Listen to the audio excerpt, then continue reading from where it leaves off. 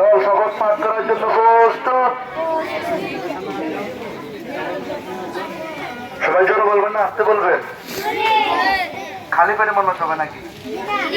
অনেক জোরে নাকি অনেক আস্তে? ঠিক আছে, দেখা যাবে কে জোরে বলতে পারে, আমি নাকি আপনারা? শপথ। এই তো আমি জোরে বলছি, আপনারা জোরে বলতে পারেন নাই। আবার হবে। দল শপথ পাঠ করার জন্য প্রস্তুত। শপথ।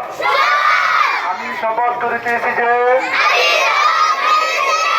মানুষের সেবায় সর্বদা নিজেকে নিয়োজিত রাখিব, দেশের প্রতি অনুগত থাকিব, দেশের একতা ও সংগতি বজায় রাখিবার জন্য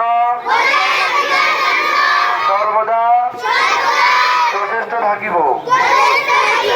হে প্রভু, আমাকে শক্তি দিন, আমি যেন বাংলাদেশের সেবা করিতে পারি এবং বাংলাদেশকে একটি শক্তিশালী ও আদর্শ রাষ্ট্র হিসেবে